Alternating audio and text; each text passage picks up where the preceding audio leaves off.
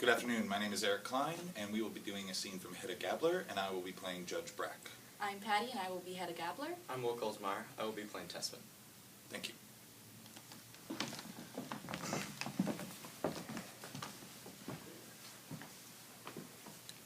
Suppose a third person were to get on and join the other two. Well, that would be quite a different matter. A trusted, understanding friend. Able to talk about all kinds of amusing subjects. Nothing remotely academic. Well, that would most certainly be a relief. The triangle is completed. And the train moves on. Whew. One more lugging this lot around. I'm dripping with sweat, Hedda. Well, Judge, already here, are you? But it didn't say. I came in through the guard. What are those books you've got? Oh, just some new books and periodicals I must catch up on. Academic stuff, you know? Academic stuff. Ah, Mrs. Tessman, academic stuff. How many more books and periodicals do you have to read? Well, my dear, there's really no limit to it. I have to keep up on everything that's written and published. Well, I suppose so. And look, I managed to get a hold of Elliot Lovebird's new book as well. Perhaps you'd like to have a look at it. No thanks. Well, later, perhaps. I had a look at it on my way home. And what did you think of it, from an academic point of view? Seems remarkably sound to me. It's never written like that before. Anyway, I'll just take this into my study. You know how much I enjoy cutting the pages. We don't have to leave just yet, do we? Good Lord, no. Plenty of time. Good. I'll take my time. By the way, Hedda, Aunt Julia can't come see you this evening. Nothing to do with the business about her hat, is it? No, not at all. I don't know how you can think a thing like that about Aunt Julia. Extraordinary. No, what's happened is Aunt Rena is quite ill. Oh, well, that's usual, isn't it? Well, yes, but today she got quite a bit worse, poor thing. Well, then naturally her sister would want to stay and look after her. And I'll just have to put up with it. Anyway, you can't imagine how delighted Aunt Julia was to see you so strapping after your travels. This endless honesty. Nothing! Right. What was this business about the hat you were talking about? Oh, Mrs. Tessman's. She left her hat on that chair, and I pretended I thought it was the maid's. How could you, to a harmless old lady? I don't know. I get these sudden impulses. I really can't control them. I can't explain why. It's because you're not very happy. That's why. Can't see any reason why I should be happy. Can you think of a reason? Yes, several. For one thing, here you are in the house you've wanted so much. Don't tell me you believe in that myth as well. Do you? Isn't it true? There is some truth in it. Go on. Well, it is true that I used Tessman to escort me home after dinner parties last summer. Yes. Unfortunately, I had to go in a completely different direction. Yes, I know you had to go in a completely different direction. Really, Hedda, you ought to be ashamed of yourself. Go on about Tessman. Well, we walked past you one evening, and there was Tessman writhing about, groping around for something to say. And so I felt sorry for the man of learning. You did you? Yes, I did. Really. And so to help him out of his misery, I said quite frivolously that I'd like to live in this villa. Was that all you said? Then, And yes. And afterwards? Afterwards, my dear, my frivolity led to several other things. Unfortunately, my dear, frivolity often does. Thank you. So you see, it was my love for Senator Falk's villa that led to the first links between George Tessman and me.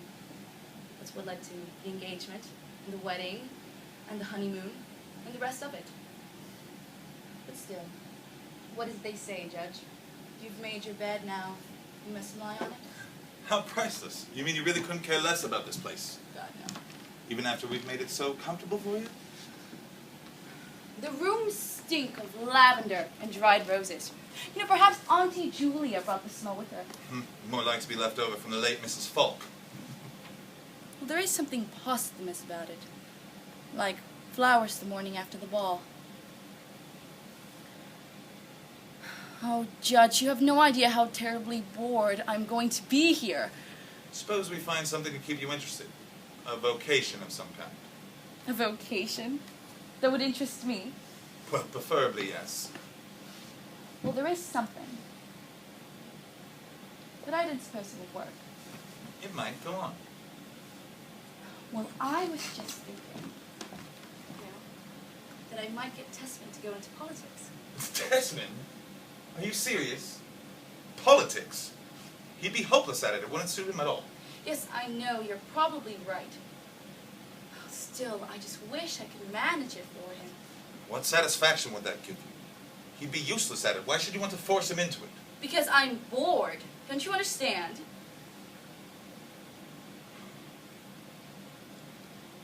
Still, do you completely believe it would be impossible for Tessman to become minister? Well, for one thing, you must understand, even if he wanted to, he'd need to be comparatively rich. Yes, that's just it, isn't it? It's this penny-pinching business I've let myself in for. This is what makes life so pathetic and absurd. Because it is. Well, I wouldn't blame that for it. What then? It's because you've never had a really rousing experience. You mean something important?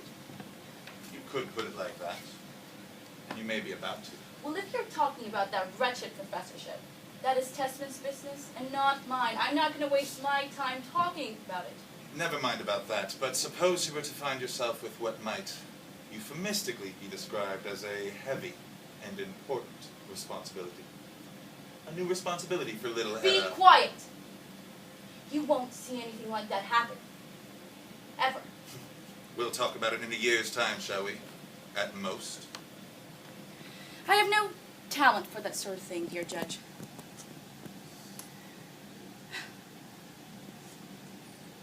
Don't you think you should have? I mean, most women have the talent and the inclination. I said be quiet. There is one thing I do have talent for. What, my dear, may I ask, is that? Boring myself to death. Now you know. Here comes the professor. Now, Hedda. Hedda, Eilert Lovberg hasn't sent a message saying he isn't coming this evening, has he? No. And I expect he'll be here any minute. You really think he's going to come? Well, I'm almost sure of it. What he said this morning is nothing but idle gossip. Is it? Well, Aunt Julia didn't think he'd ever get in my way again, you see? Oh, well, that's all right, then.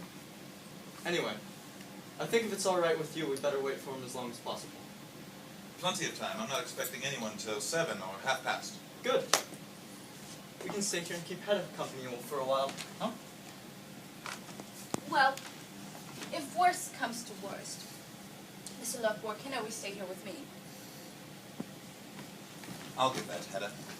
Mrs. Tessman. Mrs. Tessman. What do you mean if the worst comes to the worst? Well, if he doesn't want to go with you, or Tessman.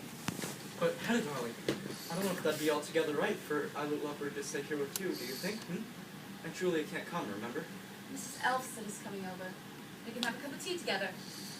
Oh, that'll be all right. Probably safer for him as well. Why? Now, Hedda, I've heard enough writhing remarks from you about my little bachelor parties.